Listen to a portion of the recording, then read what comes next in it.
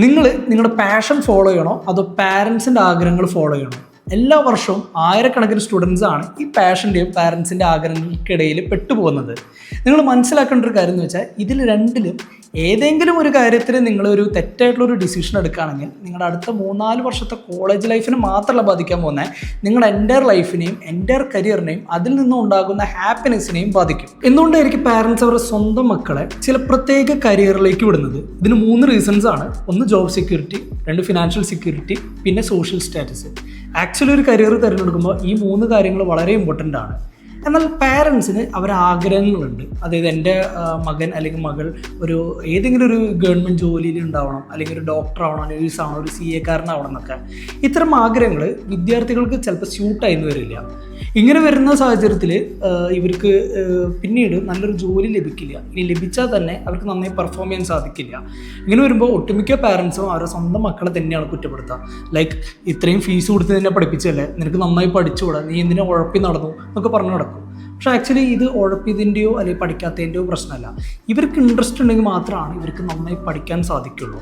അപ്പം നിങ്ങൾ ശ്രദ്ധിക്കേണ്ട ഒരു കാര്യം എന്ന് വെച്ച് കഴിഞ്ഞാൽ ഓരോ മക്കളുടെയും പേഴ്സണാലിറ്റി, സ്വഭാവങ്ങൾ, പഠനത്തിലും ജീവിതത്തിലുള്ള കഴിവുകളും ഇൻട്രസ്റ്റുകളും വളരെ ഡിഫറെൻ്റ് ആണ്. അതിനനുസരിച്ചുള്ള ഒരു കരിയർ കണ്ടുപിടിച്ചാൽ മാത്രമാണ് അവർക്കൊരു ഗ്രോത്ത് ഉണ്ടാവുള്ളൂ. ഇനി എന്തുകൊണ്ടായിരിക്കും സ്റ്റുഡൻസ് അവരുടെ പാഷന് കൂടുതൽ ഇമ്പോർട്ടൻസ് കൊടുക്കുന്നത്? നിങ്ങൾ ചിലപ്പോൾ ശ്രദ്ധിച്ചു കാണും, ഒരു വ്യക്തിയെ നിർബന്ധിച്ച് ചെയ്യിപ്പിക്കുന്ന കാര്യങ്ങൾ യാതൊരു ആത്മാർത്ഥതയും ഇൻട്രസ്റ്റോ ഇല്ലാതെ ആയിരിക്കും അവൻ ചെയ്യുക. എന്നാൽ മറിച്ച് അവൻ സ്വയമേ ചെയ്യുന്ന കാര്യങ്ങൾ വളരെ ആത്മാർത്ഥതയോടും ഇൻട്രസ്റ്റോടെ ആയിരിക്കും ചെയ്യുക. ഇത് എല്ലാ കാര്യത്തിലും ഒരേപോലെ തന്നെയാണ്, പ്രത്യേകിച്ച് കരിയറിൻ്റെ കാര്യത്തിലും. നമ്മൾ സ്വയമേ കണ്ടുപിടിക്കുന്ന കരിയർ അല്ലെങ്കിൽ നമ്മൾ പാഷനേറ്റഡ് ആയിട്ട് ചൂസ് ചെയ്യുന്ന കരിയർ സെലക്ട് ചെയ്ത് കഴിഞ്ഞാൽ നന്നായി ഇൻട്രസ്റ്റോടെയും ആത്മാർത്ഥതയോടെയും പഠിക്കും. മറിച്ച് ആ ഒരു ആത്മാർത്ഥതയ്ക്കും ഇൻട്രസ്റ്റിനനുസരിച്ചുള്ള ജോലി കണ്ടുപിടിക്കാനും സാധിക്കും. അവിടെ തന്നെ നല്ലൊരു ജോബ് സെക്യൂരിറ്റി, ഫിനാൻഷ്യൽ സെക്യൂരിറ്റി ഇതെല്ലാം ലഭിക്കും. കരിയർ ഓൾമോസ്റ്റ് സെറ്റ് ആവാനും സാധിക്കും. എന്നാൽ എല്ലാ പാഷനും നല്ല ജോബ് ഓപ്പർച്യൂണിറ്റീസ് തരണമെന്നില്ല. ഇനി എങ്ങനെ പാഷനും അതുപോലെ തന്നെ ജോബ് മാർക്കറ്റിൽ ഡിമാൻഡുള്ള കരിയർ കണ്ടുപിടിക്കാൻ സാധിക്കും? ഇത് വളരെ ഈസി ആയിട്ടുള്ളൊരു കാര്യമാണ്. നിങ്ങൾ take A sheet of paper, എന്നിട്ട് നിങ്ങൾ പേഴ്സണാലിറ്റി എന്ന് എഴുതുക. നിങ്ങളുടെ പേഴ്സണാലിറ്റി ട്രേറ്റ്സ് എന്തൊക്കെയാണെന്ന് ഇതിലെഴുതാം. ഒരു പക്ഷേ നിങ്ങൾക്കൊരു ലീഡർഷിപ്പ് ട്രേറ്റ് ഉണ്ടാവും, അത് എഴുതുക. നിങ്ങൾക്ക് ചിലപ്പോൾ കൈൻഡ് ആയിട്ടുള്ളൊരു വ്യക്തിയായിരിക്കും, അത് എഴുതുക. നിങ്ങൾക്ക് സോഷ്യൽ സർവീസ് താല്പര്യമുള്ളൊരു വ്യക്തിയാണെങ്കിൽ താല്പര്യം ഉണ്ടെന്ന് എഴുതുക, ഇല്ലെങ്കിൽ ഇല്ല എന്ന് എഴുതുക. ഇത്തരത്തിലുള്ള കാര്യങ്ങൾ എഴുതുക. പിന്നെ ക്രിയേറ്റീവ് ആയിട്ടുള്ളൊരു മൈൻഡ് ഉണ്ടെങ്കിൽ അത് എഴുതുക. നിങ്ങൾക്ക് ആളുകളെ മാനേജ് ചെയ്യാൻ താല്പര്യമുള്ള വ്യക്തിയാണെങ്കിൽ ഇതൊക്കെ നിങ്ങൾ എഴുതുക. അപ്പോൾ നിങ്ങളുടെ പേഴ്സണാലിറ്റി ട്രേറ്റ് എന്താണെന്ന് നിങ്ങൾക്ക് മനസ്സിലാവും. ഇത് നല്ല ടൈം എടുത്ത് ചെയ്യേണ്ട ഒരു കാര്യമാണ്. ഇനി അടുത്തൊരു പേപ്പർ എടുത്തിട്ട് നിങ്ങളുടെ ലൈഫ് സ്കിൽസ് ആൻഡ് ഇൻട്രസ്റ്റുകൾ എന്നൊരു ഹെഡിങ് കൊടുക്കുക. നിങ്ങളുടെ ജീവിതത്തിലുള്ള ഇൻട്രസ്റ്റുകളും സ്കിൽസും എന്താണെന്ന് മൊത്തം എഴുതുക. നിങ്ങൾ ചിലപ്പോൾ സ്പോർട്സിനോടായിരിക്കും താല്പര്യം, പ്രത്യേക സ്പോർട്സ് നിങ്ങൾക്ക് താല്പര്യമുണ്ട്, ഇതൊക്കെ മെൻഷൻ ചെയ്യുക. ഇതിലൊക്കെ നിങ്ങൾക്ക് കരിയർ കണ്ടുപിടിക്കാൻ സാധിക്കും. ഇതിനുശേഷം നിങ്ങളുടെ പഠനത്തിലുള്ള സ്കില്ലും ഇൻട്രസ്റ്റുകളും എന്തൊക്കെയാണെന്നുള്ളത് എഴുതുക. ഒരുപക്ഷെ നിങ്ങൾക്ക് മെഡിക്കൽ മേഖലയോടാണ് താല്പര്യം, അത് കൊടുക്കുക. IT മേഖലയോടാണ് താല്പര്യമെങ്കിൽ അത് കൊടുക്കുക. ഇല്ലെങ്കിൽ നിങ്ങൾക്ക് ഒരു കണക്കുപരമായിട്ടുള്ള കാര്യങ്ങളോടാണ് താല്പര്യമെങ്കിൽ ആ രീതിയിൽ എഴുതുക. ഇതിനുശേഷം ഇത് 3ഉം നന്നായി വിലയിരുത്തിയിട്ട് അടുത്തൊരു പേപ്പറിൽ ഇതിന് സ്യൂട്ടാകുന്ന കരിയേഴ്സ് ഏതാണെന്ന് നിങ്ങൾ റിസർച്ച് ചെയ്തുക. പിന്നെ ഇതിൽ ശ്രദ്ധിക്കേണ്ട ഒരു കാര്യം, നിങ്ങൾ കരിയർ മാത്രം നോക്കി കഴിഞ്ഞാൽ നിങ്ങളുടെ ജീവിതത്തിലും പഠനത്തിലുള്ള കഴിവുകളും ഇൻട്രസ്റ്റുകളും മാത്രം നോക്കരുത്. തീർച്ചയായിട്ടും നിങ്ങളുടെ പേഴ്സണാലിറ്റി നോക്കണം. ഇതിൻ്റെ ഒരു എക്സാമ്പിൾ പറഞ്ഞുതരാം. ഒരു പക്ഷേ നിങ്ങൾ നോക്കുമ്പോൾ നിങ്ങൾക്ക് മെഡിക്കൽ മേഖലയോടാണ് താല്പര്യം. അങ്ങനെ ഇരിക്കുമ്പോൾ നിങ്ങൾ ആദ്യം എഴുതുന്നത് ഒരു പക്ഷേ MBBS നഴ്സിംഗ് ആയിരിക്കും. പക്ഷേ നിങ്ങൾ പേഴ്സണാലിറ്റി ചെക്ക് ചെയ്യുമ്പോൾ മനസ്സിലാവും നിങ്ങളൊരു കൈൻഡ് ആയിട്ടുള്ള പേഴ്സൺ അല്ല, നിങ്ങൾക്കൊരു സോഷ്യൽ സർവീസിനോട് താല്പര്യമില്ലാത്തൊരു വ്യക്തിയാണ്. ഇങ്ങനെ വരുമ്പോൾ നിങ്ങൾക്ക് MBBS നഴ്സിംഗോ സ്യൂട്ടാവില്ല. പക്ഷേ മെഡിക്കൽ മേഖല തന്നെ വേണം, അതിനോടാണ് പാഷനേറ്റഡ് ആയിട്ടുണ്ടെങ്കിൽ നിങ്ങൾ മെഡിക്കൽ മേഖലയുടെ ഓൾട്ടർനേറ്റീവ് ഓപ്ഷൻസ് നോക്കുക. ഒരു പക്ഷേ നിങ്ങൾ കാണാൻ പോകുന്നത് എലൈഡ് ഹെൽത്ത് സയൻസ് ഓപ്ഷൻസ് ആയിരിക്കും.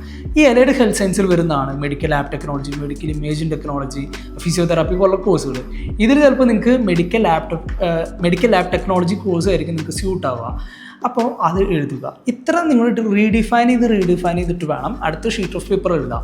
പിന്നെ വളരെ ഇമ്പോർട്ടൻ്റ് ആയിട്ടുള്ളൊരു കാര്യം എന്ന് വെച്ചാൽ നിങ്ങൾ കണ്ടുപിടിച്ച ഓരോ കരിയേഴ്സ് ഉണ്ടല്ലോ, ഈ കരിയേഴ്സിൻ്റെ അടുത്ത 10 വർഷം എങ്ങനെയായിരിക്കും എന്നും കൂടി റിസർച്ച് ചെയ്യുക. ഒരു പക്ഷേ നിങ്ങൾക്ക് റിസർച്ച് ചെയ്യാൻ സാധിച്ചില്ലെങ്കിൽ നിങ്ങളൊരു കരിയർ എക്സ്പെർട്ടിനെ കൺസൾട്ട് ചെയ്യുക. അവർ വ്യക്തമായിട്ട് നിങ്ങൾക്ക് പറഞ്ഞുതരും ഓരോ കോഴ്സിൻ്റെ അടുത്ത 10 വർഷത്തെ 10 വർഷം എങ്ങനെയായിരിക്കും നിങ്ങൾക്ക് കണ്ടുപിടിക്കാൻ സാധിക്കും. ഇതിന് മെയിൻലി നിങ്ങൾക്ക് ജോബ് സ്റ്റെബിലിറ്റി ഉണ്ടാവുമോ, അടുത്ത 10 വർഷം കഴിഞ്ഞ് ജോബ് സ്റ്റെബിലിറ്റി ഉണ്ടാവുമോ, ഫിനാൻഷ്യൽ സ്റ്റെബിലിറ്റി ഉണ്ടാവുമോ, എബ്രോഡുള്ള ഓപ്പർച്യൂണിറ്റീസ് എങ്ങനെയായിരിക്കും, ഇതിൽ നിന്ന് വളരെ വ്യത്യസ്തമായിട്ടുള്ള ജോബ് റോൾസുകൾ ഉണ്ടാവുമോ, ഇതൊക്കെ നിങ്ങൾ മനസ്സിലാക്കുക. ഇങ്ങനെ നിങ്ങൾ ഓരോ കാര്യങ്ങളും കാര്യങ്ങൾ മനസ്സിലാക്കി കഴിഞ്ഞാൽ definitely you find the right and suitable career. ഇത് നിങ്ങൾ ഒറ്റയ്ക്ക് ചെയ്യണമെന്നില്ല, നിങ്ങൾ നിങ്ങളുടെ പാരൻസിനും കൂടെ നിർത്തുക. അതായത് നിങ്ങളുടെ സ്വഭാവങ്ങൾ ഏറ്റവും കൂടുതൽ അറിയുന്ന ഒരുപക്ഷെ നിങ്ങൾക്കായിരിക്കില്ല, നിങ്ങളുടെ പാരൻസിനായിരിക്കാം. അപ്പോൾ നിങ്ങൾ അവരും കൂടിയും ഈ ഒരു കരിയർ പ്ലാനിങ്ങിൽ അവരും കൂടെ ഇരുത്തി കഴിഞ്ഞാൽ രണ്ട് കൂട്ടർക്കും ഒരു ക്ലാരിറ്റി ലഭിക്കും. നിങ്ങൾക്ക് അതായത് മക്കൾക്ക് സ്യൂട്ട് ആവുന്ന കറക്റ്റായിട്ടുള്ള ഒരു കരിയർ കണ്ടുപിടിക്കാനും സാധിക്കും.